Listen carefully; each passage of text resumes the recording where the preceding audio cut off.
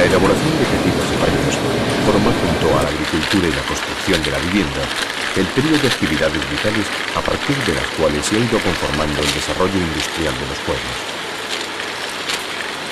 Tanto es así que la industria textil se considera el punto de partida de nuestra famosa revolución industrial. De entonces para acá se han ido sucediendo las revoluciones una tras otra.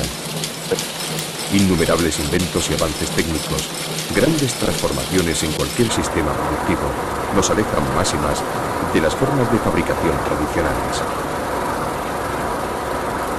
El caso de los textiles no es muy diferente al camino que han seguido otros tipos de actividades artesanas. Razones evidentes están relegando todas al olvido, a la desaparición o a permanecer en la mayoría de los casos como simples recursos turísticos.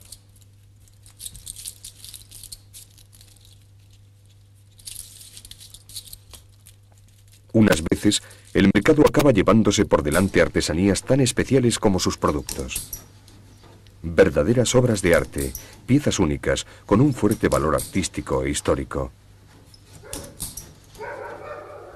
Esto puede ser lo que ocurra con las alfombras de nudo del tipo español, que los Nistal tejen en Astorga.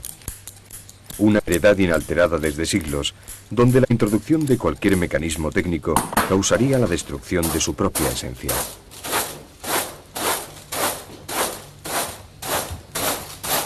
Otras veces, la obstinación de un pueblo con una larguísima tradición artesana le permite mantenerse, a pesar de múltiples crisis y traumáticas adaptaciones, agarrado a la industria textil como única posibilidad de futuro, lo que ha dado como resultado una curiosa y admirable historia en el Val de San Lorenzo.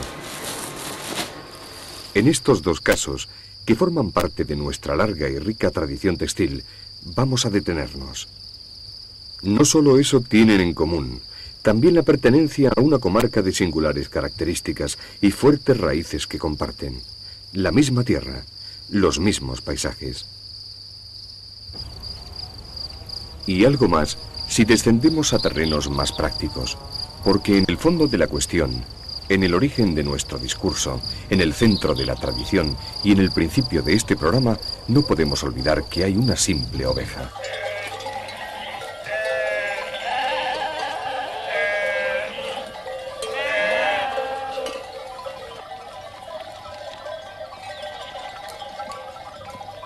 Por las tierras de la maragatería pastan numerosos rebaños de churras y algunos también de merinas. Antes fueron más abundantes las ovejas del país, las populares caretas, una raza adaptada a estos pastos que proveía de lana a los tejedores y a todos los hogares de la zona. Estas razas producen tres tipos básicos de lana con diferentes características. Fina, la de la oveja merina, de fibra más corta y el mínimo diámetro en micras, lo que le ha hecho siempre muy apreciado.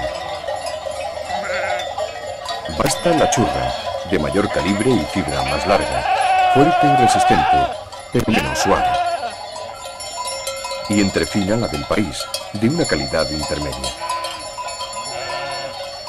Estos son los tipos de lana que han utilizado los tejedores del Val, absorbiendo la producción malagata y acudiendo a los mercados de Zamora, Palencia y el resto de la provincia de León, hasta completar sus necesidades de materia prima. La operación anual del esquileo se realiza a comienzos del verano y ya no tiene nada que ver con esto que estamos viendo.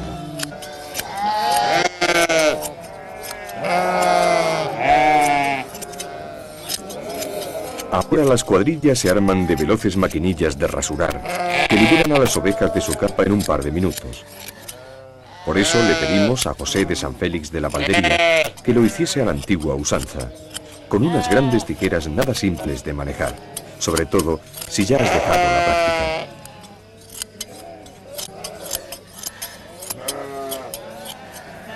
El resultado final es una oveja trasquilada y un nudo de lana llamado vellón, el comienzo de toda la tradición textil.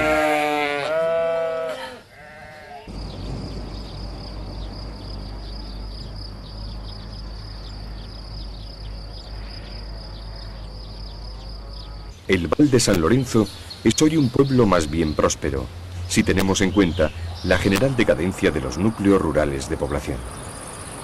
Quizás se parezca un poco su situación actual a la que se describe en 1752 en el catastro de Ensenada, donde figuraban 81 fabricantes de paños, además de 155 personas dedicadas a peinar y cardar la lana, y 26 mujeres que se ejercitaban en hilar. En aquella lejana época se tejían paños burdos, estameñas y blanquetas para prendas femeninas, y pardos para prendas masculinas, vestiduras de campesinos pobres, duraderas y recias, como las mismas tierras maragatas.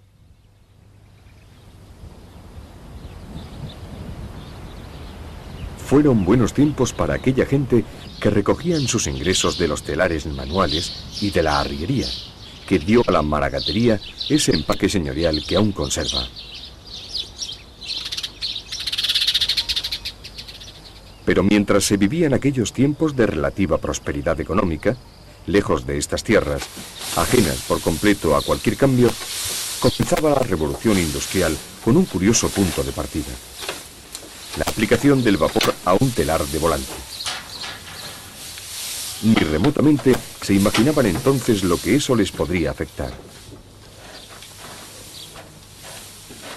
Así que mientras en Manchester se instala la primera fábrica textil en 1806, aquí, como en todo el país, continúa vigente la estructura económica, gremial y política del antiguo régimen. Lo que es lo mismo, las bases de la pobreza.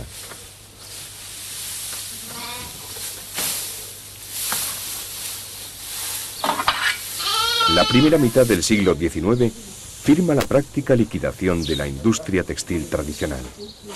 Más atentos, los catalanes de Tarrasa y Sabadell primero, y los castellanos de Béjar después, mecanizan entre 1816 y 1824 gran parte del proceso de preparación de la lana.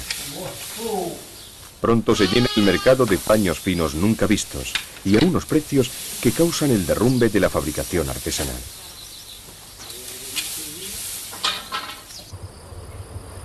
El Val aparece entonces en el diccionario de Madoz como el pueblo más pobre de la maragatería. Muchos valenses, reputados cardadores y tejedores, comienzan a emigrar a Palencia, entre ellos alguien que iba a hacer historia. Allí las cosas tampoco marchaban demasiado bien, pero se mantenían los telares tradicionales con la fabricación de mantas, un tipo de labor que aún no les había arrebatado la iniciativa catalana. De Palencia, don José Cordero Geijo trajo en 1858 los secretos de la fabricación de cobertores, sobre todo uno, los palmares. Fue para traer esto, para hacerlo en el Val y pedir el cardo a Navarra. No me acuerdo cómo se llama, donde venía el cardo. Rápidamente se adaptaron los telares al ancho del nuevo tejido y se abandonó casi por completo la fabricación de paños. Entonces trajeron 2 o 3 Ese palmares mismo de año, estos. el día de la fiesta Y un sacramental, hermano del que fueron los trajo. expuestos los 6 primeros cobertores fabricados en ese lugar. Ahí comienza la verdadera historia textil del Val de San Lorenzo, que ha llegado hasta nuestros días.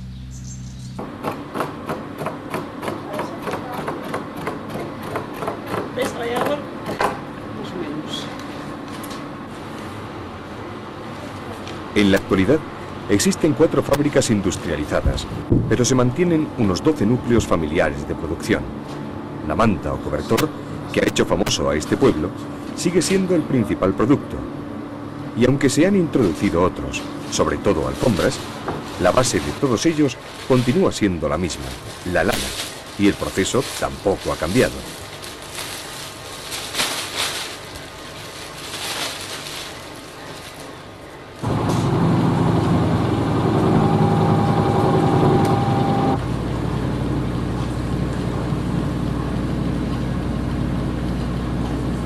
El vellón llega entero a la fábrica y es preciso un trabajo de selección por manos acostumbradas y expertas. La lana del lomo, corta, fina y más rizada, siempre es de mejor calidad que la del abdomen, de fibra más larga y con más impurezas. Generalmente, la primera se separa para preparar la trama y la segunda para hilar la urdimbre o para tejidos lisos. Al mismo tiempo se va pasando por el diablo abridor, que desgarra los vellones y abre la fibra eliminando las mayores impurezas, dejándola desmenuzada y lista para el lavado.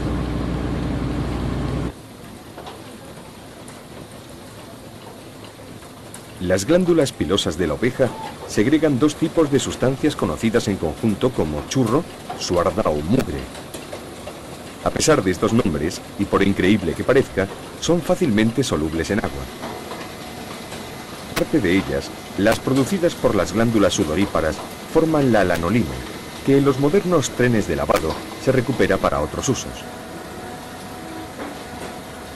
Se suele utilizar agua caliente para hacer más rápida la disolución de las grasas, y en algunos casos se agregan detergentes. Al final del tren de lavado, una cinta transporta la lana a los tambores de secado.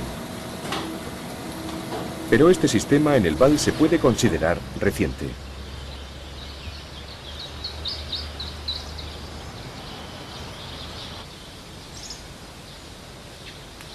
En aquel año de 1858 las cosas no pintaban así. La lana se lavaba en el río en cestas de mimbre, donde se sumergía una y otra vez antes de tenderla al sol.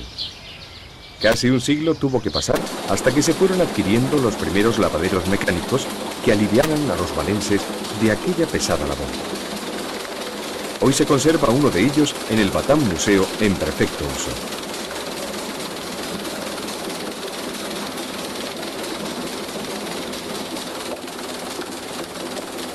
Una pila circular y un tambor que esconde un cilindro dentado es suficiente para batir la lana, esponjarla y eliminar la mayor parte de la suciedad. Completa el sistema una centrífuga cuyas ventajas son obvias.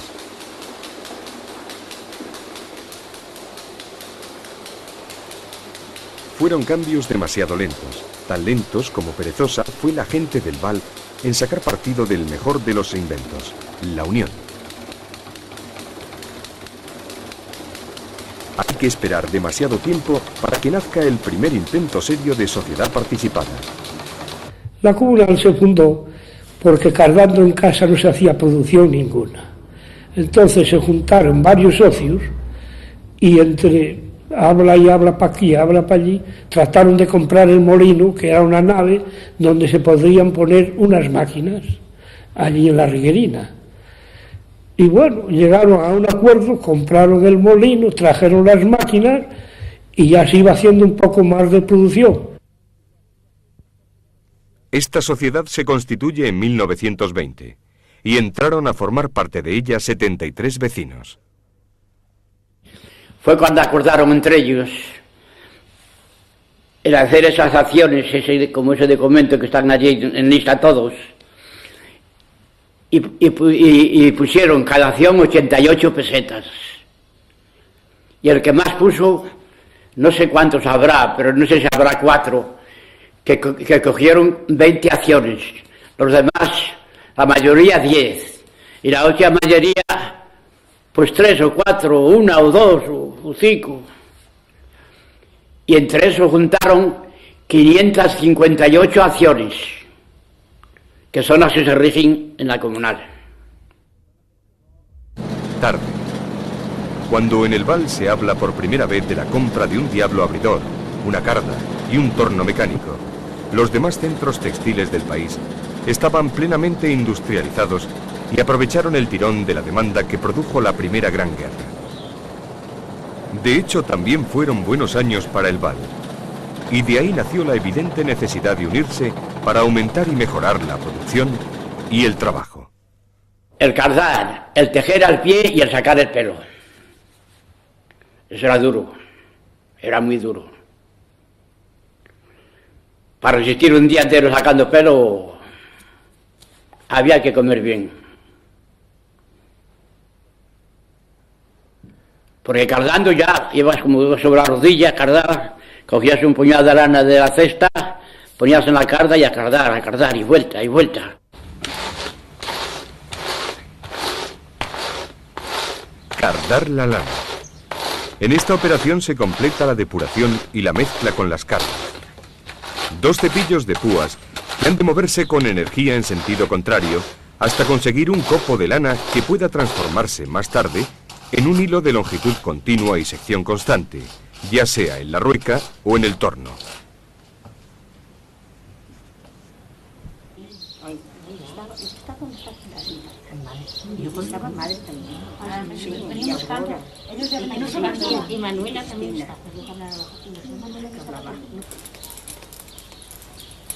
En el hilado con rueca y uso se forma un hilo fino y apretado. Y todavía hoy para la mayoría de nosotros es un recuerdo bastante próximo. Cerca del Val, en Chana, aún puede verse cualquier tarde soleada.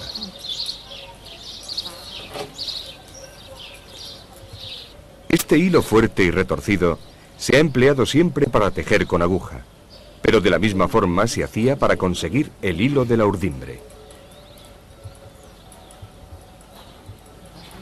Cuando se hila la trama, la hebra de lana se tuerce en el torno, una gran rueda que hace girar en el otro extremo un eje o huso de hierro, donde se enrolla la fibra en grandes ovillos.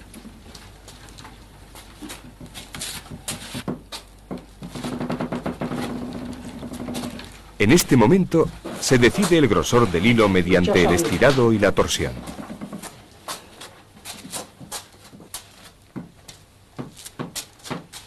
A partir de estos ovillos o canillos, se pueden hacer las madejas que se deseen pasar al tinte, o se ponen directamente en un refilador conectado al torno de hacer canillas. El canillero es un instrumento muy parecido al torno de hilar, pero más corto, con el fin de que se pueda trabajar sentado.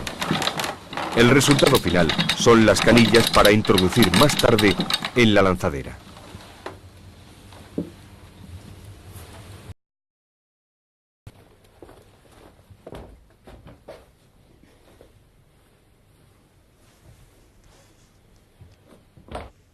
En los sistemas mecánicos, el cardado comienza con la carda emborradora o abridora, cuyo fin es estirar y enderezar en un mismo sentido las fibras.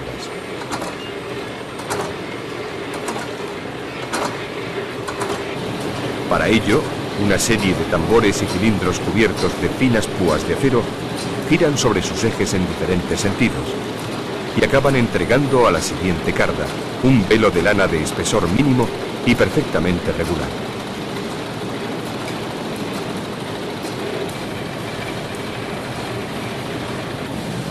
La carda repasadora recibe aquel velo y prosigue la depuración. Asegura la perfección de la mezcla y orienta las fibras en el sentido más paralelo posible.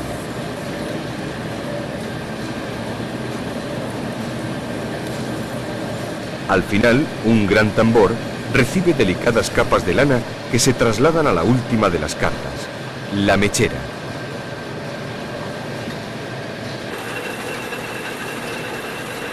Esta vuelve a repasar las fibras por última vez antes de entregarlas al divisor, una suerte de tiras que fraccionan el velo de lana en mechas de igual anchura.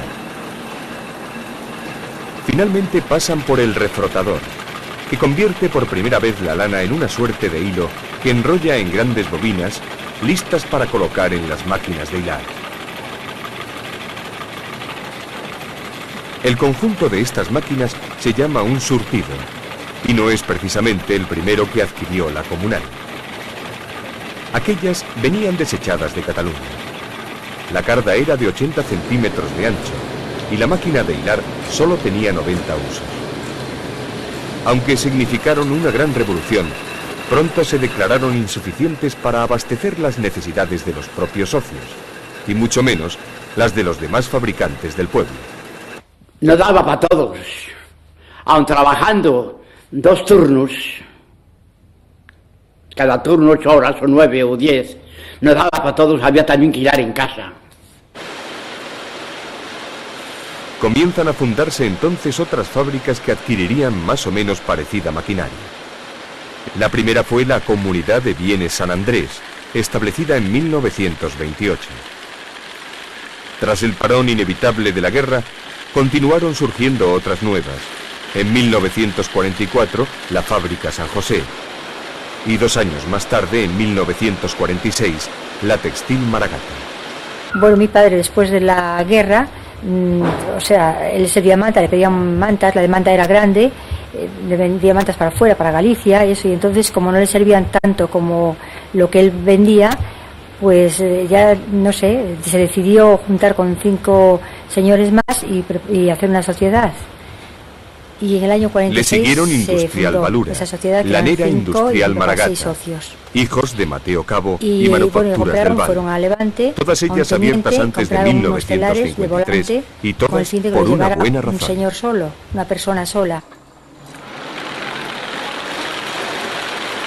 Si ya los años anteriores a 1936 habían sido buenos, la división en bandos durante la Guerra Civil deja fuera del lado nacional los centros de producción de Cataluña y Levante. Y son los del interior, entre ellos Palencia y el Val, quienes deben absorber una fuerte demanda. No es que se hicieran de oro, pero al menos capitalizaron los beneficios en inversión de maquinaria. Aparecieron las fábricas y con ellas llegaron por fin, a partir de los años 50, los telares mecánicos. Hasta entonces, el imperfecto sistema fabril se paraba en seco al llegar a este punto.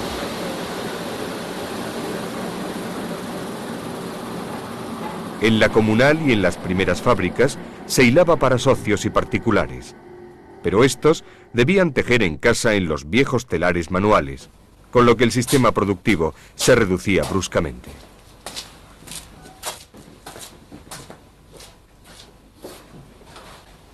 Hay más telares manuales en el Val, pero solo queda en uso el de Dolores para atender la curiosidad del visitante.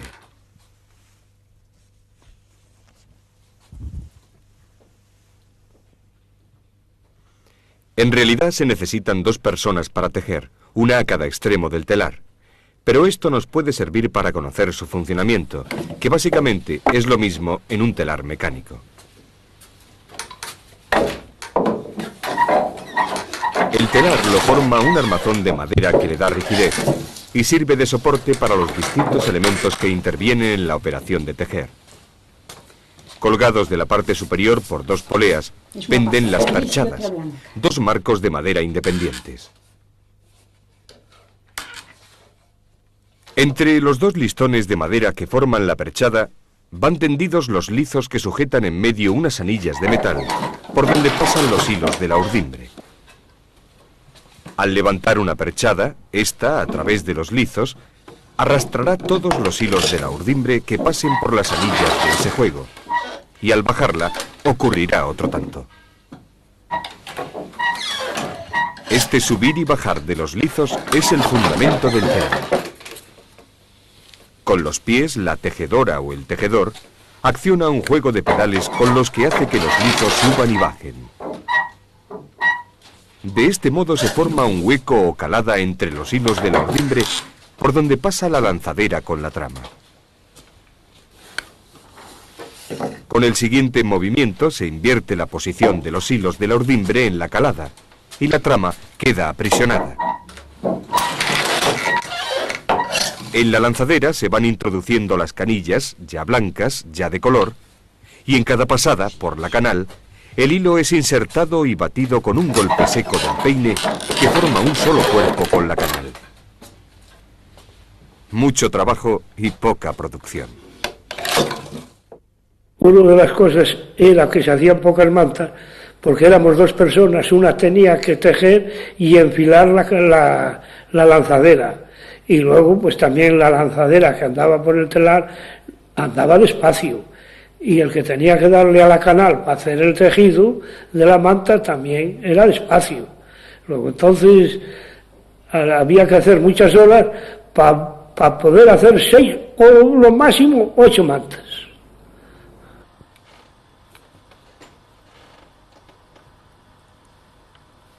Los primeros telares mecánicos que llegaron al Val eran de lanzadera, y la mayoría también se adquirieron de segunda mano en Levante, Cataluña o Béjar, pero aún hoy siguen en uso. Eran telares con juego de cajas y permitían tejer con más de una lanzadera. Esto facilitó el tejido con varios colores a través de un primitivo sistema de programación para el movimiento de los lizos. Los siguientes progresos se dieron dentro del mismo telar, con el aumento del tamaño de la lanzadera, más juego de cajas y la inclusión de alguna máquina Jacquard. Mejoró la producción y también la calidad. Yo creo que las mantas, con todo lo que digan, porque yo sé tejer a mano, pues tejí 25 años a mano, por mi cuenta, mira si sabré. Por mucho que digan que las de mano, soy de los que creo que defiendo el mecánico, si son también, hay que ser curiosos para todo. Hay que ser curiosos.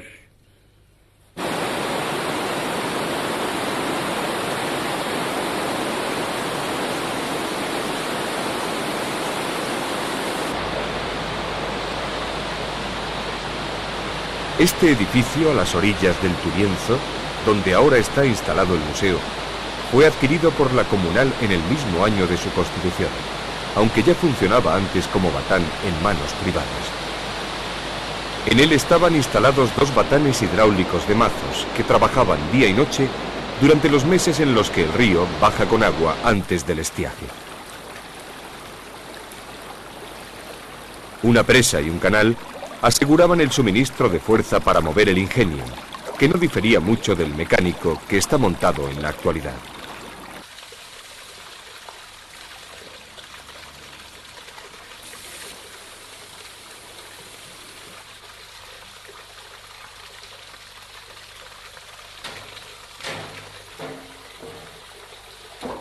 En el batanado se trata de enfurtir o enfieltrar los tejidos de lana, dándoles más consistencia, al mismo tiempo que se lavan y desengrasan los paños y mantas. Para ello, los 2 mazos de madera golpean una y otra vez las piezas en la pila. Con los batanes hidráulicos se tardaba de 8 a 10 horas para abatanar una pilada de 7 u 8 mantas. Con el mecánico se redujo la operación a poco más de 1 hora. Aún así, en las épocas de mayor demanda se debían establecer turnos de trabajo. Y lo mismo te tocaba ir a las 3 de la tarde que a las 4 de la madrugada.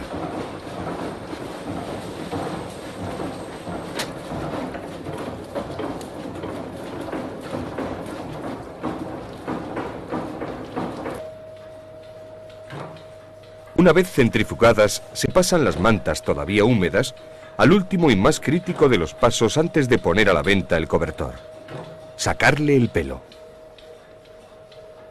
Ese fue el gran hallazgo que se trajo don José Cordero Geijo de Palencia. Algo tan sencillo como unos cardos que crecían en Corella y cuyo secreto guardaban celosamente los palentinos. El dueño, como sabía que en el val ya se hacían paños y eso, claro, desconfiaría que iban a traer lo que trajeron, claro. Y no nos dejaba entrar unos a ver lo que hacían otros. Y este señor que fue del val, por mediación de un amigo obrero allí, fue el que le entregó 2 palmares. Eso tengo yo entendido.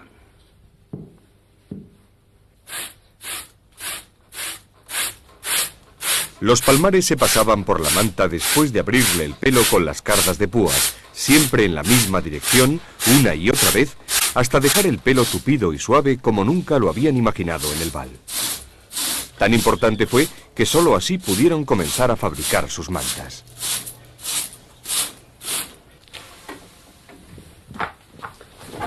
En principio se hacía en casa, colgando la manta en un palo de madera que llamaban percha.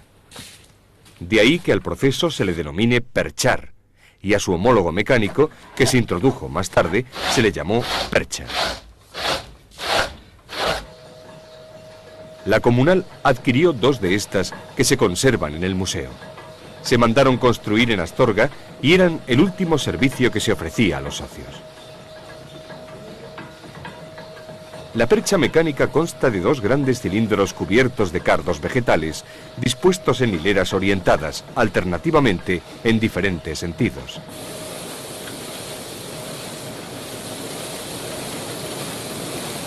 Una vez cosidas las mantas hasta formar una cadena sin fin, Se pone a funcionar la máquina y el tejido pasa rozando los cardos que le van sacando esa superficie vellosa y suave que lo hace tan peculiar.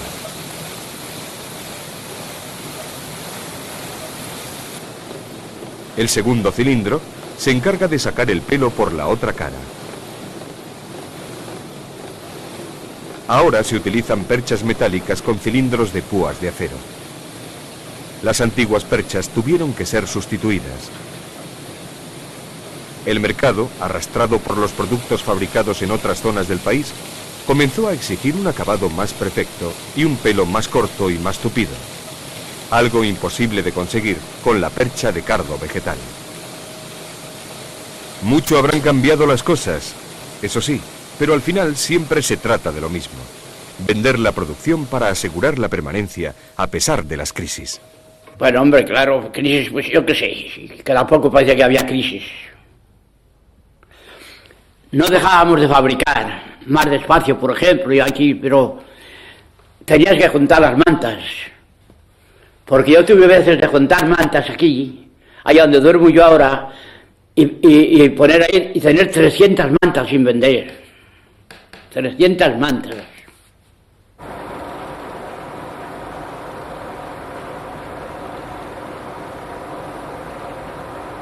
Esto es lo más difícil de explicar. Siempre a remolque, muchos años por detrás de la industria puntera, comprando maquinaria desechada, el Val ha visto desaparecer la industria palentina, ha asistido al declive de Béjar y continúa cuando otras muchas poblaciones por todo el país que mantenían alguna industria textil peculiar han tenido que rendirse. Superó fuertes recesiones. En el 50 fue criminal, no se vendía una manta, ni aunque le regalaras a un tío una para que te comprara. Muy mal. Sobrevivió también a la caída de la demanda en los 70 con la generalización de la calefacción o la competencia del edredón, pero hoy siguen trabajando. Se ha ampliado la oferta de productos a los géneros de punto y a las alfombras, gracias, esto último, a la incorporación de telares del tipo jacquard que permiten programaciones con dibujos y formas antes imposibles, y que también se han incorporado a las mantas, mejorando sin duda su presencia en el mercado de mayor demanda. Los telares mecánicos de lanzadera se han sustituido por los de pinza, más rápidos y más fiables.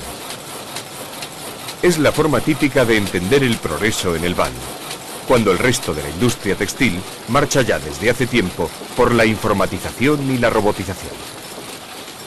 O cuando se incorporan fibras de altísima tecnología, aquí se continúa empeñando todo el esfuerzo en la tradición artesana de la lana. Este es el signo más identificativo del Val. Pese a la industrialización, pese a la fabricación en serie, sus productos, sobre todo sus mantas, pueden seguir siendo únicos. Como lo fue la berrenda, aquella famosa manta parda con rayas verdes, encarnadas y amarillas, o la típica manta tradicional de lana blanca y franjas de color, fuertes y duraderas. Claro, son de lana, son fuertes y son buenísimas, tienen que durar años y años. Porque las mantas que yo hacía y que vendía en la feria, se las garantizaba a las mujeres por 80 años, garantizadas. Tratándolas bien, claro. Porque ahora todo el mundo duerme en sábanas. Ya sufren las sábanas más que las mantas. O aquella forma tan hermosa de personalizarlas con bordados a mano para cumplimentar a las parejas de recién casados. Pues bien, todo ello se continúa haciendo, y por eso en el Val sigue vivo el trasfondo artesano que le ha hecho famoso y le permite mirar al futuro con cierto optimismo. El futuro lo veo próspero, ya que de hace unos 4 o 5 años a esta parte ha aumentado la venta de mantas y alfombras. Yo creo que es debido a que que se conoce ya el Val San Lorenzo, se está conociendo más, también porque a pesar de que la calidad siempre fue inmejorable, pero la presentación ha mejorado bastante. Los años de ahora son buenos. Ahora el futuro no lo sabemos, pero para mí lo mejor, que los artesanos y las fábricas tendrían que unirse para que la manta del Val, que es una manta buena, que se conozca en toda España y parte del extranjero, que se vendería mucha manta, todos unidos. Hombre, en Nistales a mi manera hacían cosas maravillosas, sí. Las alfombras de los Nistales. Apenas 4 kilómetros separan el Val de Astorga, donde tienen la tienda y el taller los hermanos Nistal. Pero hay un mundo de diferencia, porque en la trastienda, donde se mantiene el telar, el futuro está roto. Un oficio en que el tejer 1 metro cuadrado, pues a lo mejor te lleva 2 meses, en que haces piezas únicas, en que puedes hacer medidas especiales, puedes hacer diseños en exclusiva, motivos originales. Todo esto es un oficio de tanto tiempo que el futuro, es que siendo realista, el futuro casi no tiene ya futuro. No hay reconversión ni industrialización posible. Es lo que es. Artesanía en estado puro. Manufactura textil de alta calidad que un día fue equiparada a la de la Real Fábrica de Tapices y considerados ambos como los mejores talleres del país en la elaboración de alfombras y tapices de estilo español. Aún así, nadie en la casa sabe precisar a cuándo se remonta la tradición familiar. El origen del oficio de la familia Nistal de tejedores pues se pierde en el tiempo. Lo más presente y el recuerdo más vivo que tengo pues siempre es del abuelo, que era un artista de cuerpo y alma, siempre con sus dibujos, sus diseños, y luego la continuidad con mi padre, que era un artesano también de lo más grande que se puede recordar, siempre haciendo cosas, siempre ovillos, lanas, el telar, viviéndolo desde que amanecía hasta que anochecía. Ese ha sido siempre el alma y la tradición de la familia.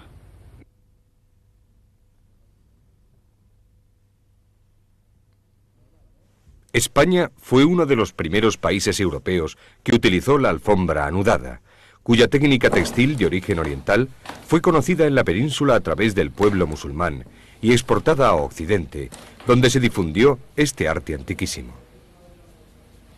Pero lo excepcional es que en España no se usaron las mismas técnicas orientales, sino que se creó una técnica propia que marca el sello original del taller hispano. Esa excepcionalidad hace que la producción española sea diferente a todas las demás y, por lo tanto, muy apreciada. Ahora resulta curioso, pero fue un arte al que no se le dio importancia hasta la gran exposición histórico-europea de 1892, cuando llamó la atención de los especialistas extranjeros. Más o menos por esas fechas, comenzaron a volar de iglesias y conventos españoles los mejores ejemplares, que ahora permanecen conservadas en museos y colecciones privadas, la mayoría extranjeros.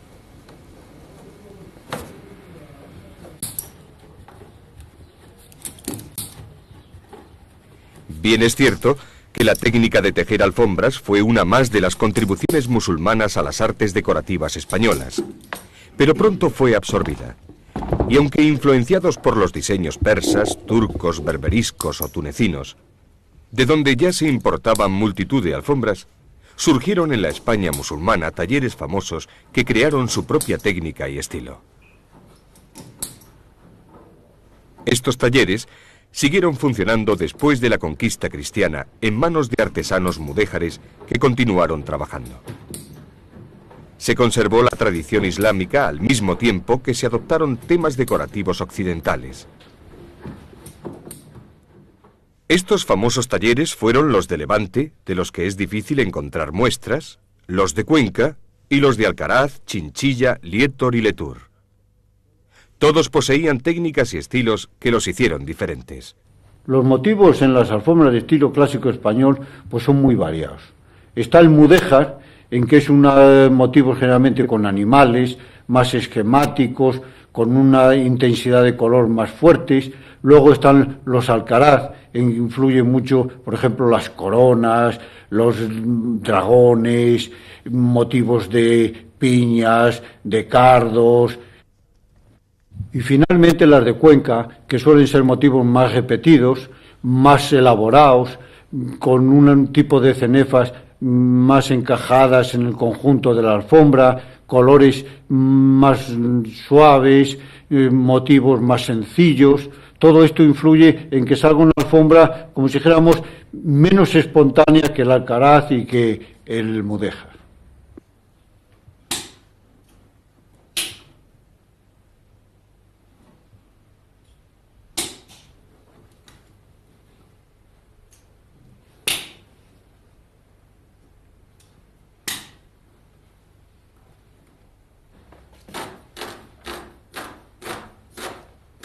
Los Nistal de Astorga continuaron con esa tradición y reproducen fielmente en sus telares los mismos modelos de aquellos talleres, sobre todo las del tipo Alcaraz y las mudéjares.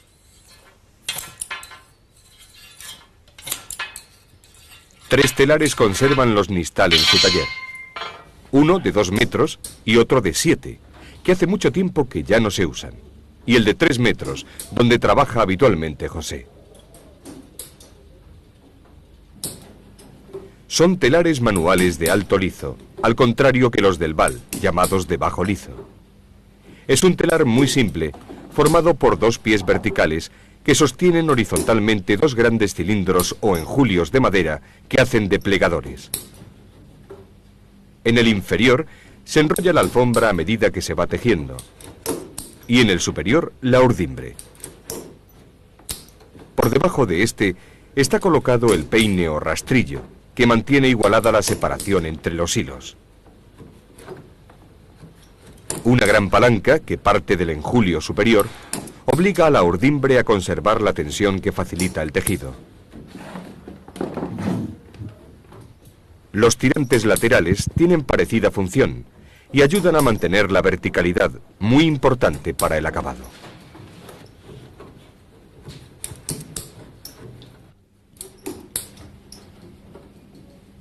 El material que se emplea para la urdimbre y la trama es el lino, que le da más fuerza y resistencia. Y para el nudo, la lana de oveja, que adquirían muchas veces en el Val e hilaban y teñían ellos mismos.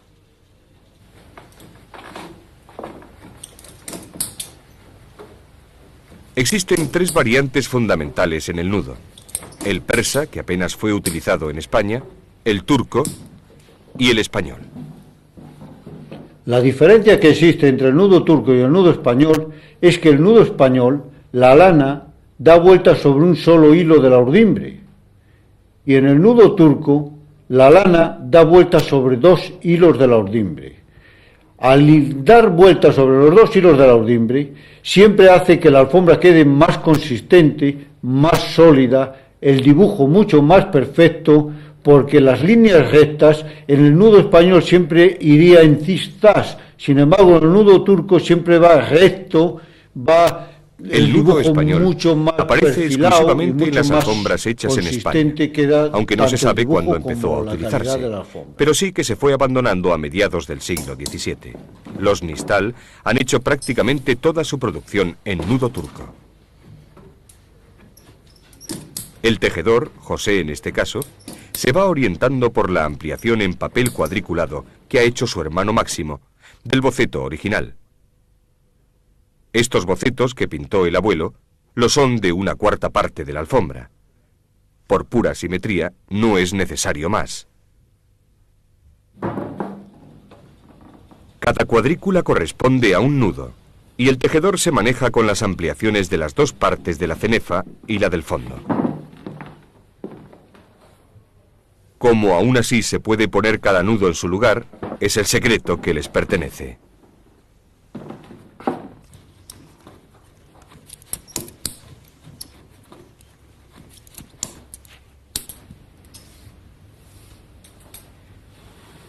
Cuando se acaba una fila de nudos, se pasa la trama por el hueco que tienen abierto los lizos entre los hilos pares e impares de la urdimbre. La trama es doble en este caso. Primero se pasa un hilo tendido de forma longitudinal que se repasa con el mazo.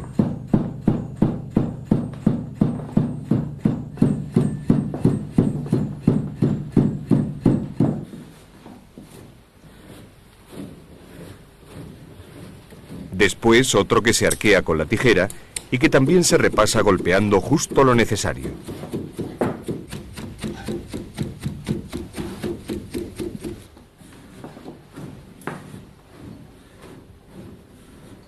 De esta forma, el tejido de base que forman urdimbre y trama dan a la alfombra una robustez y una durabilidad a prueba de siglos. Pero la calidad depende de más factores, sobre todo del número de nudos. La calidad de una alfombra hecha a mano, lógicamente siempre es según el número de nudos que lleve. Aquí hablamos en una alfombra bien dibujada, bien trabajada, pues a veces 60, 70, 80.000 nudos por metro cuadrado. ¿Todo esto qué influye? Influye en la calidad y en la valoración de una alfombra. De lo que sí depende la calidad es de su carácter único. Alfombras del tipo español, con tejido, colores, formas y motivos que no se repiten en el mundo. Solo en 2 sitios se continúan tejiendo. En la Real Fábrica de Tapices, que sigue viva gracias a una fundación auspiciada por diversas instituciones, y en Astorga. La competencia viene de donde llegó la tradición. La mano de obra, que aquí es prácticamente el 90% del coste, no tiene comparación posible. Es la ley del mercado. Llegan también magníficas alfombras de la India, de Irán, de todo el Oriente, con unos precios inalcanzables para la producción occidental. Por otro lado, falta información, producto quizá de la falta de interés. Muy poca gente sabe algo de este tipo de artesanía, ni tan siquiera de su existencia. No es nuestro cometido decidir quién debe hacer este esfuerzo de divulgación. Es una cuestión de valores, y para ello alguien debe decidir si esto es un valor que debe preservarse, o por el contrario, debe pasar a engrosar la lista de pérdidas de nuestra sociedad. ¿Por qué sigo tejiendo? Porque respiro, porque me sale del alma, porque es un oficio que quiero, que amo, es una tradición que he llevado de toda mi familia, y me niego y me resisto a pensar que soy el último, que somos el final. El ciclo parece a punto de romperse. Hay artesanías de tan alto contenido artístico que no se aguantan en los mercados. Tienen que descubrirse nuevos caminos si se desean mantener cuando su pérdida pueda ser irreparable. También en el Val será necesario prestar atención para que no se rompa su larga tradición textil. De cualquier forma, pasan los años, los siglos. Y suceda lo que suceda entonces, en esta comarca, partiendo del monte Teleno, principio y fin de la maragatería, el atardecer tejerá el manto de la noche todos los días diferente, todos los días tan hermoso.